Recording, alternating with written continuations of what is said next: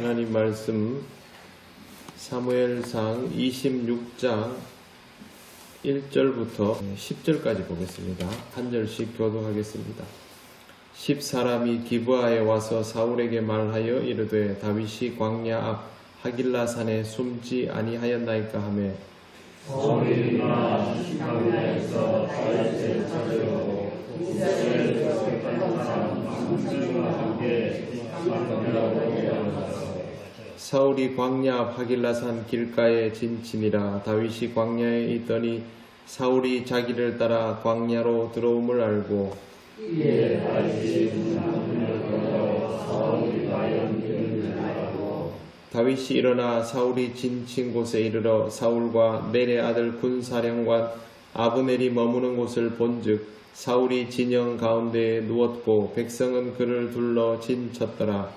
이에 다윗이 햇사람 아브넬을 잡아 스리아의 아들 조아리아하고 다윗을 이르되 누가 나와 진영에 들어가서 사울이 여기 있느냐 하니 아비새가 이르되 왕에게 가려나이다. 다윗과 아비새가 밤에 그 백성에게 나가 본즉 사울이 진영 가운데 누워 자고 창은 머리 곁 땅에 꽂혀 있고 아브넬과 백성들은 그를 둘러 누웠는지라. 아비새가 다윗에게 하나님을 만나는 당신의 손에 있으시나이다. 그러므로 사울이 내가 주로 그를 찔러서 하나님의 땅에 오게 하소서. 내가 그를 무너뜨릴 수 없습니다. 다윗이 아비새에게 이르되 죽이지 말라. 누구든지 손을 들어 여호와의 기름 부음 받은 자를 치면 죄가 없겠느냐 하고 다윗이 또 이르되 여호와께서 살아계심을 두고 맹세하노니 여호와께서 그를 치시리니 혹은 죽을 날이 이르거나 또는 전장에 나가서 망하리라. 사울이 하나님 앞에서 죄 짓는 것을 멈추지 못하는 이유 중에 하나는 옆에서 부추기고 도와주는 사람이 있기 때문입니다. 10사람이 기브아에 와서 다윗이 광야 앞 하길라 산에 숨어 있지 않습니까? 라고 말합니다. 사울은 이미 이전에 다윗과의 만남에서 자기 잘못을 인정했고 할 수 있으면 그냥 이렇게 좀 소원한 상태로 가고 싶었는데 10사람이 굳이 와서 다윗이 그곳에 있다라는 걸 상기시켜 줍니다. 왜 안 잡느냐라는 말이죠. 이런 사람이 악한 사람입니다. 사울은 어리석어서 악해진 사람이지만 옆에 있는 10사람은 그보다 더 악한 사람이라고 할 수 있습니다. 하나님을 믿는 자는 쉽게 악해지지는 않습니다. 그러나 얼마든지 어리석어질 수는 있습니다. 그때는 여러분 곁에서 이 어리석음을 부추겨 악하게 만드는 사람이 있는지를 조심할 필요가 있습니다. 이런 사람의 행동은 광야에 계신 예수님을 찾아온 사탄의 역할과 똑같습니다. 여러분을 위하는 것처럼 말해주면서 실제로는 여러분을 해롭게 하는 그런 사람이기 때문입니다. 결국 사울은 이 부추김에 동화가 되어서 10광야에 다윗을 찾으려고 다시 3,000명의 병력을 데리고 나갑니다. 이번에는 확실하게 잡기 위해서 사울과 또 넬의 아들 군사령관 아브넬까지 대동해서 가고 진을 구축한 이후에 한가운데에 사울이 자리를 하고 있습니다. 다윗은 햇사람 아히멜렉과 스루야의 아들 요압의 아우 아비새에게 사울이 왔다는 소식을 듣고 나서 누가 나와 함께 사울의 진영에 들어가겠느냐라고 묻습니다. 그때 아비새가 동행하겠다라고 말하죠. 둘은 밤에 진영 깊숙이 들어가서 사울의 모습을 직접 확인했습니다. 다윗은 이런 능력은 아주 출중해 보입니다. 들어가 보니 사울의 그 숙소에 창은 머리곁 땅에 꽂혀 있고 아브넬과 백성이 주변에서 이제 사울을 보호한답시고 그렇게 잠들어 있는 것입니다. 그때 아비새가 말합니다. 8절 보시면 하나님이 오늘 당신의 원수를 당신의 손에 넘기셨나이다. 그러므로 청하오니 내가 창으로 그를 찔러서 단번에 땅에 꽂게 하소서. 내가 그를 2번 찌를 것이 없으리다 하니. 다윗이 이 진영 적진 한가운데 사울을 보러 들어온 이유가 무엇이라고 생각하겠습니까? 같이 따라온 사람이. 사울 죽이러 들어왔지요. 당연히 그렇게 생각하고 상식적인 말을 합니다.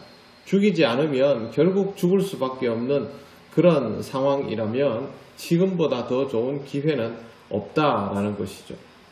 위기는 기회라는 말 아실 겁니다. 근데 위기일 때 이 말만 들으면 그래도 가능성이 보이고 힘이 납니다. 근데 이런 위기는 기회라는 말은요, 뒤집어 놓으면 기회는 위기라는 말도 됩니다.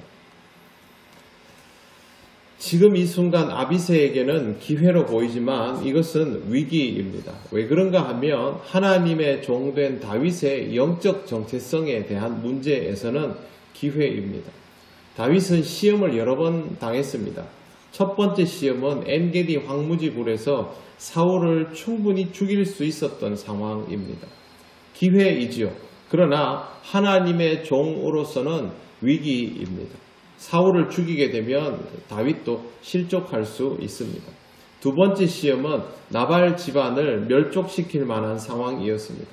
나발을 멸족시키면 다윗은 위세를 떨치면서 이주했던 그 지역에서 확실하게 권력을 가질 수 있었을 것입니다. 그러나 이것 역시 하나님의 종으로서는 종답지 못한, 즉 영적 정체성을 손상받는 그런 위기인 것이죠. 이 둘은 모두 다윗이 직접 죄를 지을 수 있는 상황인데 살인을 직접 할 수 있는 거죠. 근데 오늘은 다릅니다. 다윗은 그렇게 하지 않아도 됩니다. 명령만 내리면 아비새가 사울을 직접 죽이니까 자기는 직접 그렇게 하지 않아도 되는 것이죠. 그러나 이것은 하나님의 종된 다윗의 길에는 또 하나의 시험, 오히려 더 무서운 시험입니다. 또 한 번 그렇게 될 수 있는 것이고 자기가 하지 않아도 사울을 죽일 수 있지 않습니까? 그게 더 무서운 시험이 되는 것이죠. 원하는 것에 몰두하면 그것을 이룰 수 있다는 기대감이 커지고 열성적이게 되면서 만에 하나 그것이 옳지 못하면 어떻게 하나 하는 생각을 잊어버리게 됩니다. 그런데 그것이 선한 길이 아니면 정말 큰 시험이 될 수 있습니다. 그래서 사람은 뜻밖에도 어려울 때 무너지지 않고 자기에게 가장 호기가 왔을 때 실족하는 경우가 더 많은 법입니다. 우리는 신앙생활을 위해서 원하는 것을 이루는 데 몰두하기보다는 이 일을 통하여 내 영적인 부분이 더 성장할 수 있는가, 영적인 정체성이 손상받지 않도록 할 수 있는가, 그걸 더 신경 써야 합니다. 여러분이 이 땅에서 인간 아무개로 살아가는 것과 그리스도인 아무개로 살아가는 것 중에 무엇이 더 중요하냐를 선택해야 하는 상황이 오지요. 그때 그리스도인 아무개로 살아가는 것을 선택하는 것이 바로 영적 정체성을 지켜나가는, 시험에 들지 않는 중요한 방법입니다. 예수님이 시험 당하신 것 있죠. 예수님이 시험을 당하시고 그걸 이기신 방법이 뭐냐 하면 예수님의 영적 정체성을 지킨 겁니다. 그리스도라는 것을 잊지 않았던 것이죠. 예수님의 능력과 예수님께서 원하는 것들을 생각했으면 그 시험은 이길 수 없는 일이 됩니다. 어렵고 힘든 시기일수록 영적 정체성을 잘 지켜 나가시기를 바랍니다. 그것이 하나님 앞에서 시험을 이기고 복된 삶을 살아가는 비결이 될 것입니다. 기도드리겠습니다. 하나님 감사합니다. 우리가 원하는 순간이 올 때마다 시험이 같이 다가온다는 것을 잊지 않게 하시고 하나님 앞에서 시험 들지 않는 지혜롭고 겸손한 그리스도인으로 살아갈 수 있도록 인도하여 주시옵소서. 오늘도 하나님께서 우리와 함께 하셔서 매 순간순간마다 하나님의 말씀을 따라 지혜롭게 대처하며 살아갈 수 있기를 원하오며 예수님 이름으로 기도드립니다. 아멘.